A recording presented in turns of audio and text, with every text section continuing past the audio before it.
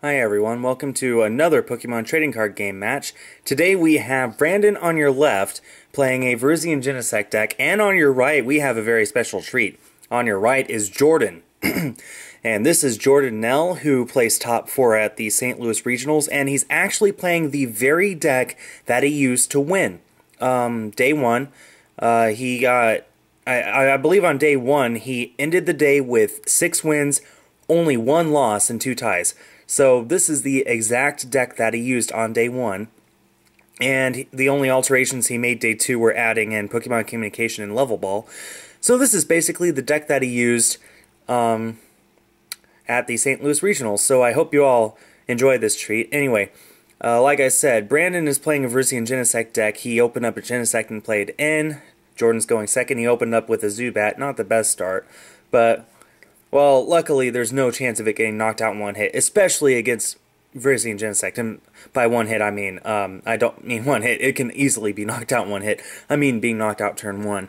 But anyway, so that N will probably help Brandon out, and it'll probably help Jordan out too, although it looked like he was a little upset with the hand that he had to shuffle back into his deck. But Jordan has been playing this game for a long time. He has placed, I think, top 4 at regionals before this. He's gone to nationals and done very well. He's gotten invites to worlds before, so he's just a very good card player. And he was playing this deck, like I said, before he went to regionals. He was just playtesting it the weekend before when I recorded this match. And, well, he did extremely well at this tournament. It's unofficial, but he went up against other really good decks, including Veruzian Genesect decks, which were all over the place at regionals. So, anyway, it looks like it's his turn. He's going to put down the Fighting Stadium, and I'm sorry for the glare, but that's a Fighting Stadium, and play an N of his own. So, but he's really hoping for something here, because if he can't get anything else out, Brandon only needs a Grass Energy and Colress Machine and he wins. Or, well, he would need something, but Jordan really needs more Pokemon here is the thing. So, we'll see what happens here. But the way Landorus Crobat works, I believe I've already explained this in other videos, but you basically want to, well, it's not even Landorus Crobat, it's a fighting deck with a Crobat tech. And the Crobat, every time you evolve into Golbat or Crobat, you add extra damage counters just by playing the card down from your hand. 2 damage counters for Golbat, 3 on Crobat, to one of your opponent's Pokemon. Jordan gets another Zubat. Did he get anything else? It doesn't look like it. That's not good. But otherwise, you'll want to be attacking, and without doing anything, Brandon plays an N of his own. That's 3 N's, and we saw 2 N's from Brandon and 1 from Jordan in the first 3 turns of the game. That's funny. But usually you'll want to be attacking with Hawlucha or Landorus or Lucario. I don't believe Jordan plays Lucario. He does Tech-Ins like a Dedenne, and his A-Spec is Super Scoop Up. You can barely see it on the bottom of his deck there. But, I mean, not Super Scoop Up, Scoop Up Cyclone. And that's one major difference in his deck that isn't in other Landorus decks, or, I'm sorry, Fighting Bats decks, is that he only plays the Scoop Up Cyclone. He doesn't play Super Scoop Up. He doesn't play AZ. He maybe plays a 1. But, yeah, he doesn't play cards to really get those bats out once they're down. He just is very strategic about when he plays down his bats. And off that end that Brandon did, he got a Zubat and a Hawlucha and a Strong Energy and a Golbat, and that's without doing anything else. That was just whatever was in his hand off of that N, and he's going to play another N of his own. Oh my goodness, N's for days! So, wow, that's quite amazing. Well, with that Crobat Sneaky Bite ability, just playing it down from his hand to evolve one of his Zubat, he gets to put 2 damage counters on one of his opponent's Pokemon, and since the only Pokemon out there is Genesect, that's 20 damage. Makes it a little easier to be knocked out by, say, that Hawlucha. If the Hawlucha gets a Strong Energy and a Muscle Band and a Fighting Stadium in play, then all of a sudden it's doing 120 damage. Now, that may not seem like much, but against an EX that already has some damage on it from those bats, you're looking at a reasonable knockout. I mean, if Jordan were to get a Crobat into play and put another 30 on that Genesect, then, well, Hawlucha's Flying Press does the job. Of course, that's a lot of setting up to do, but hey, Jordan got top 4 at the St. Louis Regionals with this very deck that you're seeing right now, so, well, it does the job and it does it pretty well. He attaches a Muscle Band to Hawlucha, and Zubat has a unique ability. As long as it doesn't have any energy attached to it, it has a free retreat cost. It doesn't seem like a very interesting ability, does it? I mean, that basically means that you get to retreat for free as long as there's never any... Oh, that... interesting what we saw there. We just saw a Scoop Up Cyclone, evolve into Golbat, after the evolution into Golbat. So we saw 20... So we're seeing another 20 now. We're still seeing it. I think Jordan's trying to figure out if he placed the Zubat down this turn or last turn. And I believe he played it down last turn, so he can do that. Oh, and... no, he's still trying to figure this out. No, I guess he played it last turn because, or this turn because he didn't evolve again. If he did, he could have knocked out this Genesect right here, but he didn't, so... Oh well. Maybe he did, and he's just like, well, better safe than sorry. I'd rather not do that and possibly lose the game by evolving on my turn when I shouldn't have. So anyway, Flying Press does 120. So if that Genesect had just 10 more damage left, then Jordan would have won the game there. As it is, he's just 10 short of a knockout. But now you can see how Golbat's Sneaky Bite works. As long as the damage counters are out there, these EXs that normally wouldn't be knocked out by a 120 damage attack suddenly are put within that range quite easily. So we see Ultra Ball from Brandon's end.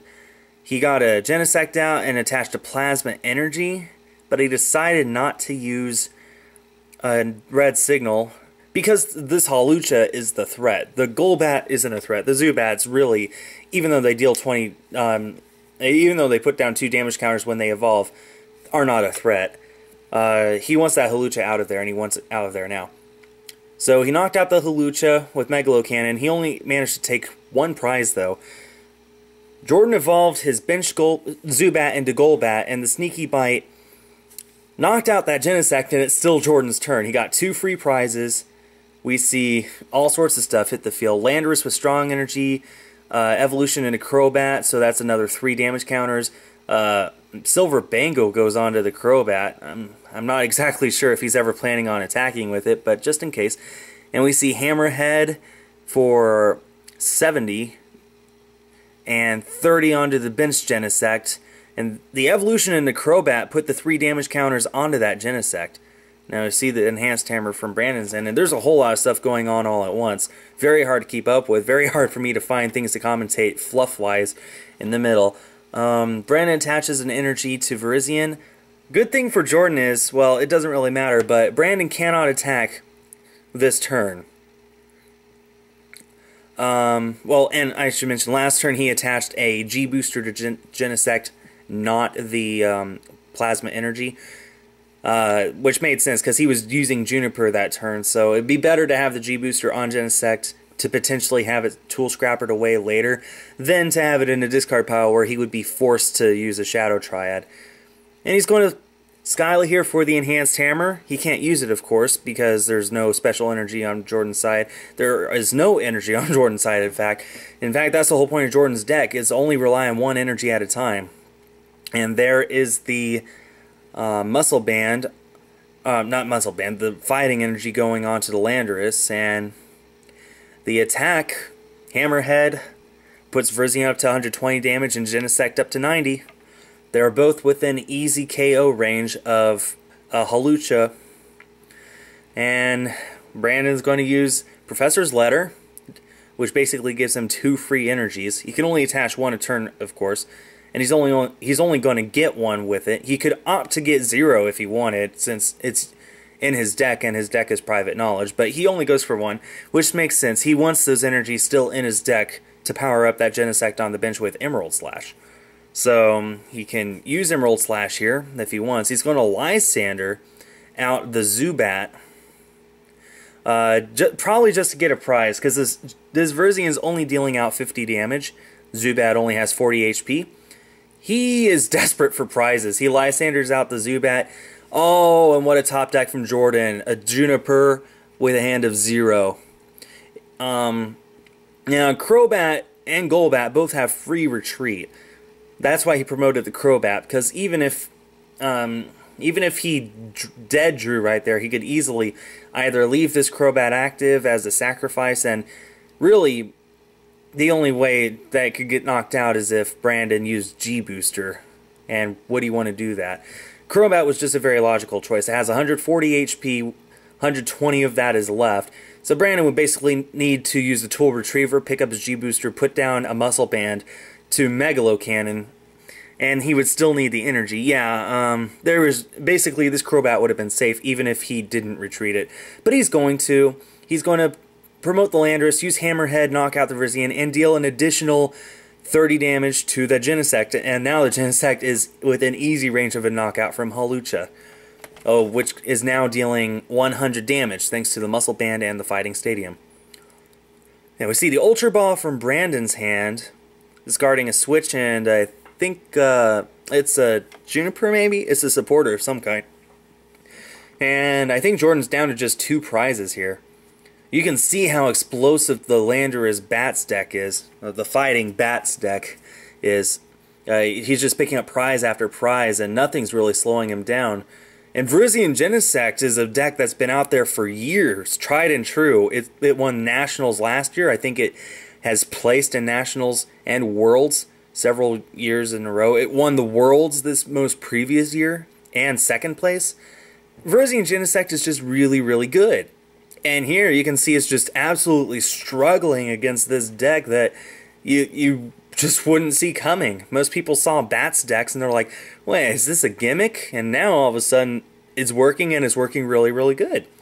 Jordan knows how to play this deck, and this video is proof of it. You saw he was in danger of getting knocked out without a bench Pokemon at the beginning. He really was in danger of losing turn 2. And yet here he is making headway and just putting the pressure on Brandon. We see a Colress from 4 from Brandon's side. There's the Megaphone getting rid of the Muscle Band and the Silver Bangle, although I don't think the Silver Bangle really mattered. Jordan probably wasn't planning on attacking with that Crobat at any point. The Muscle Band might hurt a little because now Hawlucha is only dealing 80 damage to EXs. Unfortunately for Brandon, his only Pokemon are EXs, so that Genesect will get knocked out by Hawlucha if he doesn't retreat it, and it looks like that's what he's going to do actually. He's going to retreat into the Virizion, probably just to take a hit and pass. We see another Fighting Energy go on to Landorus EX. We see an Ultra Ball, probably for a Crobat. And no, it's for another Zubat. I mean, the extra damage would have been nice, but it wouldn't have guaranteed a knockout at this point. Landorus needs another energy, a third energy, in order to use Land's Judgment. So, at this point, Jordan's probably only thinking of using Hammerhead. And, well, there's a Professor Juniper off of a hand of 0. So Brandon's going to cut his deck after it was shuffled. And, well, we'll see what he gets off of this. He might get another Crobat and put down another 30, and it wouldn't matter if he had Ultra Balled for it. He's going to bench another Hawlucha. Hawlucha's never a bad choice. And we're just going to see the Hammerhead for 50 on Virizion, and 30 goes to that Genesect, and now that Genesect only has 20 HP left. Not in a good position. A Hammerhead here will knock it out, no matter if it's active or in the back. And we're going to see a Skyla from Brandon's hand. Maybe he plays a Scoop Up Cyclone. I doubt it, since there's already a G-Booster on the field, and that's his A-Spec. Maybe he plays a Super Scoop Up. Maybe he plays an AZ. Who knows? We see the Skyla for the VS Seeker, which is basically means he's admitted that he's lost. There's a Muscle Band on Virizion EX and a pass. And we see the third energy gone to Landorus, Land's Judgment, or Hammerhead. Doesn't matter which one. Jordan wins, and man, what a fun game that was. Hope you all enjoyed Jordan's match. Thanks everyone for watching, and stay tuned for more.